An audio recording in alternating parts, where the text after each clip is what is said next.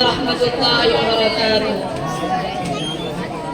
الحمد لله لوليه والصلاة والسلام على نبيه محمد وعلى آله وأصحابه أجمعين.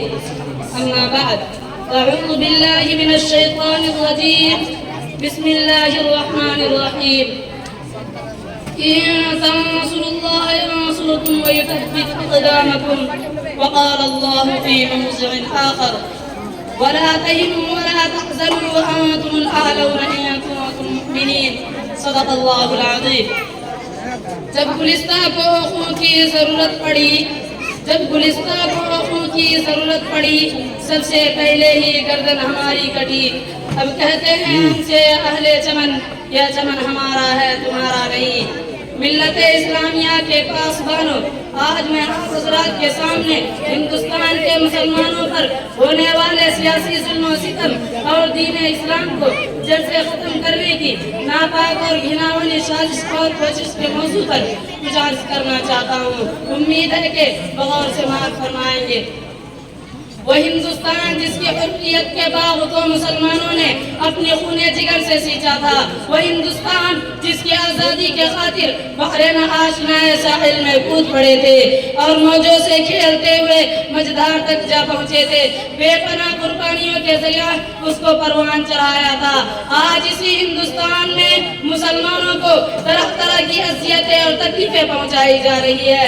مسلمانوں کے قلوب سے اسلام کی محبت کو ختم کرنے کی نہایت گھناؤنی اور ناپاک سازشیں ہو رہی ہے اور اس میں کوئی شک نہیں. ہم پر مصائب کے پہاڑ ٹوٹ رہے ہیں. ہم مظلوموں بے قصور کو فرقہ پرستوں نے ظلم و ستم کا نشانہ بنایا ہے. ہماری ماں و بہنوں کی عزت و آبرو لوٹی جا رہی ہے.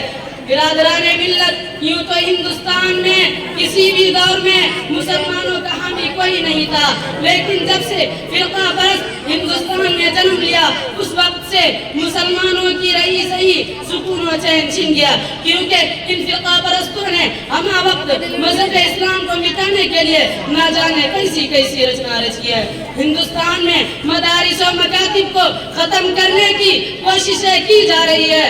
ہندوستان کے مدارس کو دہشت گردی کا اڈا قرار دیا جا رہا ہے اور یہ الزام لگایا جا رہا ہے کہ جتنے بھی فسادات ہو رہے ہیں ان سب کا پیشوا اور لیڈر ملا ہے، اس لیے پہلے ان کو ختم کیا جائے. لیکن شاید ان کو معلوم نہیں ہے کہ مسلمانوں کی جب تک سانس چلتی رہے گی اس وقت تک دین اسلام پر، مکاتب و مساجد پر کسی طرح کی آنچ نہ آنے دیں گے.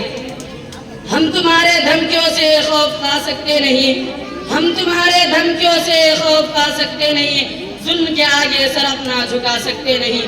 عزیزان گرامی، اگر وطن ہماری جان مانگے تو جان دیں گے، اگر وطن ہماری مال مانگے تو مال دیں گے، اگر وطن ہماری اولاد مانگے تو اولاد دیں گے، اگر وطن ہماری تن من دھن مانگے تو سب کچھ دیں گے. لیکن یہ نہیں ہو سکتا کہ مسلمان نبی صلی اللہ علیہ وسلم کی جاہ و جلال دے. یہ نہیں ہو سکتا کہ مسلمان آخرت کو چھوڑ کر دنیا کو ترجیح دے. آپ حضرات کو وہ تاریخ یاد ہوگی کہ انگریزوں کی ظلم و زیادتی جب حد سے آگے بڑھی تو اور انہوں نے اسلامی قلعہ کو مسمار کر کے اس پر تغلقی عقیدے کی بنیاد رکھنا چاہا تو سب سے پہلے حضرت شاہ عبدالعزیز صاحب علیہ رحمہ میدان جہاد میں بے جھجک کود پڑے اور افضل الجہاد کلمۃ حق عند سلطان جاہر کے جذبہ پیکرا سے سرشار ہو کر ہندوستان کے دارالحرب ہونے کا فتویٰ دیا اور انگریزوں کے خلاف محاذ قائم کیا اور اس بات کا تہیہ کر لیا تھا کہ غلامی کی زنجیر کے ٹکڑے ٹکڑے کر کے ہی دم لیں گے، جس کے نتیجے میں مسلمانوں کو مصائب و مشکلات کے کن مراحل و دشوار گزار گھاٹیوں اور وادیوں سے گزرنا پڑا. وہ تاریخ کا ایک المناک باب ہے. کسی شاعر نے کہا کہ ڈر نہ سکتے تھے اگر جنگ میں اڑ جاتے تھے، ڈر نہ سکتے تھے اگر جنگ میں اڑ جاتے تھے، وہاں شیروں کے میدان سے بھی اکھڑ جاتے تھے. مجھ سے شرکس ہوا کوئی تو بگڑ جاتے تھے، مجھ سے شرکس ہوا کوئی تو بگڑ جاتے تھے، تیغ کیا چیز ہے ہم تو سے لڑ جاتے تھے. برادران ملت، وہ ٹیپو سلطان ہی کی ذات تھی جس نے یہ کہہ کر کے ادھر کی 100 برس کی زندگی سے شیر کی ایک دن کی زندگی بہتر ہے لوگوں کی رگے مردہ میں آزادی کی برقی لہر دوڑا دی تھی اور خود بھی انگریزوں کے خلاف برسر پیکر رہے. یہاں تک کہ میسور کی دھرتی پر خون کا آخری قطرہ بھی رہ کر شہید ہو گئے. یہ تنگ نظر احسان فراموش غدار جو ہم سے وفاداری کی سند مانگتے ہیں، ان غداروں سے میں کہتا ہوں اگر ہم ہیں غدار تو پابند و وفا تم بھی نہیں. اگر ہم ہیں غدار تو پابند و وفا تم بھی نہیں. اپنی کثرت پہ نہایت رہو خدا تم بھی نہیں. میں اپنی بات کو یہیں سے ختم کرتا ہوں. وآخر دعوانا الحمدللہ رب العالمین. السلام علیکم ورحمۃ اللہ.